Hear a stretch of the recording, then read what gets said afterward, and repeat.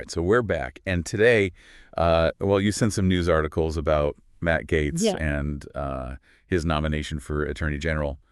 And then, well, he decided to step down pretty suddenly. Yeah. Lots to talk about. A lot going on there. Let's get right into it. Definitely not your typical political appointment. Right. This one has, well, a lot of drama. Yeah. Accusations. Yeah. Surprise ending. Could have some big consequences down the line. Yeah, well, first off, Gaetz announced on, well, X, used to be Twitter. Right. He declined the nomination. Said he didn't want to distract the Trump-Vance transition team. He even used the word refriega. Oh, wow. It's Spanish for fight, to describe what was happening in Washington.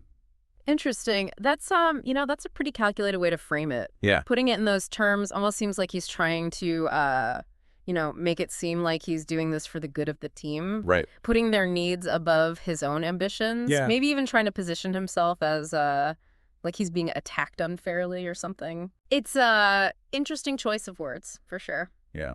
And then, well, we have Trump's response. Praising Gaetz, wishing him well, like nothing even happened. Right. Well, he's always been good at putting a positive spin on things. Yeah. But let's not forget that Trump has been saying that it's really important to move quickly with this transition. Right. So why even nominate Gaetz in the first place? I mean, the guy was already facing all this scrutiny.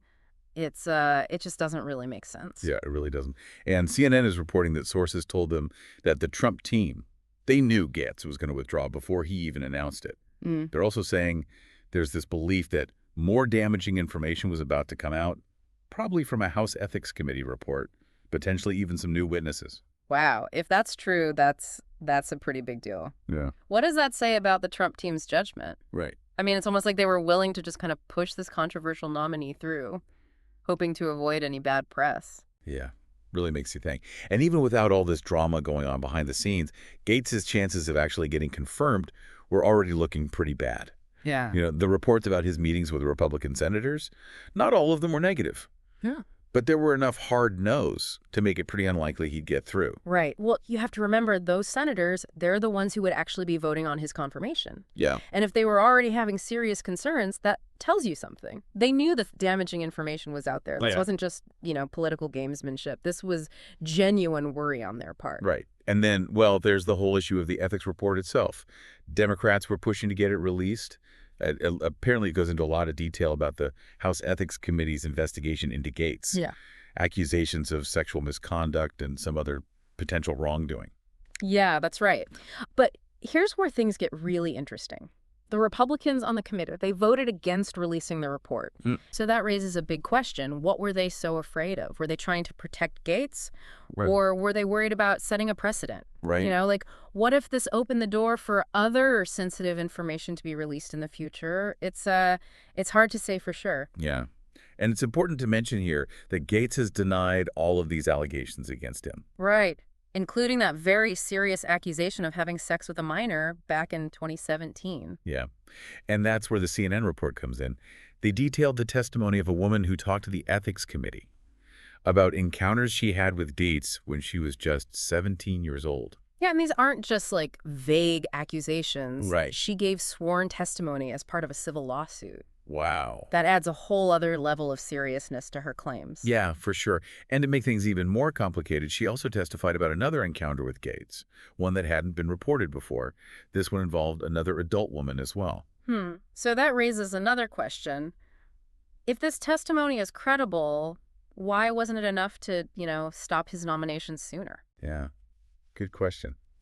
Yeah, well, it looks like the timing of everything might have played a big role here.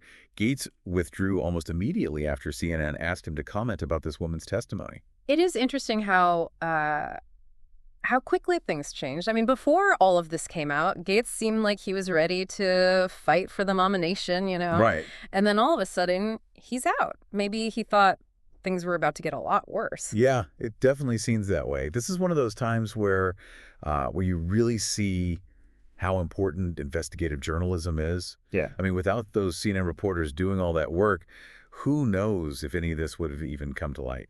Yeah, absolutely. I mean, this whole situation really shows how crucial a free press is, to hold people in power accountable. Right. So we've got Gaetz stepping down, we've got Trump trying to frame it as some sort of noble act, and then there's this ethics report hanging over everything. Yeah. What do you think the takeaway from all of this is? Well, for Gaetz, it's got to be a pretty big setback. I mean, hmm his hopes of leading the Justice Department are definitely on hold. And who knows if he'll ever get another chance. Right. But the big question is, what happens next? Will they actually release that ethics report? Will the Justice Department take action based on what this woman said? Yeah, those are the million-dollar questions. And even though Gaetz has denied everything, the fact that they're still investigating him, that's a big deal. Definitely. It's like this huge cloud hanging over him. But this isn't just about Gaetz and his ambitions, right? Yeah. This whole thing makes you wonder about how they vet people for these important positions. Like, how thoroughly did the Trump team even look into Gaetz before they nominated him? Did they know about these allegations? Right. If they did, why go through with the nomination at all? I mean, these are the kinds of questions that journalists and investigators are going to be looking into over the next few weeks and months. And whatever they find out, it could have a big impact, not just on Gaetz, but on the whole political scene. Yeah, this has been quite the roller coaster, hasn't it? All this maneuvering, the ethical concerns, the potential legal trouble. It's almost like something you'd see in a movie. Yeah, it really is. And it just goes to show that what you see on the surface in politics is often just the tip of the iceberg. Right. There's always so much going on behind the scenes, power struggles, hidden agendas, all these competing interests. Yeah, you're right. And I think this deep dive has given us a good look at how those forces can actually shape events and influence outcomes. But even after looking at all this information, there's still so much we just don't know. What do you think happens next? I wish I knew. I mean, it's hard to say, but one thing's for sure, this is definitely not over. There's still a chance that ethics report will come out, and the Justice Department might even end up filing criminal charges. Right. Maybe Gaetz tries to repair his reputation and make a comeback. Or maybe he just disappears from public life. Yeah, who knows? It's hard to predict, and that's what makes this whole thing so fascinating. It's a good reminder that in politics, nothing is ever really settled, so we'll just have to wait and see what happens. This whole case really gets you thinking about the kind of responsibility that comes with choosing someone to be Attorney General. Definitely.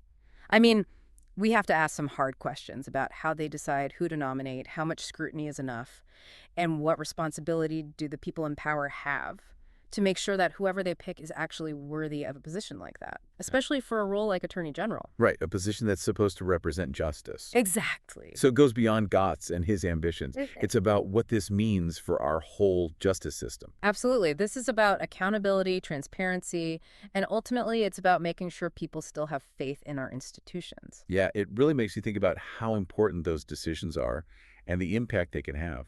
Absolutely. And this actually goes beyond just politics, This whole thing makes you think about our values as a society. How do we balance ambition and integrity? How do we make sure that the people in power are actually held accountable for what they do? It's complicated, that's for sure. No easy answers there. But I think this deep dive has definitely given us a lot to think about. We saw how quickly someone with political aspirations can fall from grace. We also got a glimpse of all these different forces at play that can shape how things unfold. It really has been fascinating. Yeah, definitely.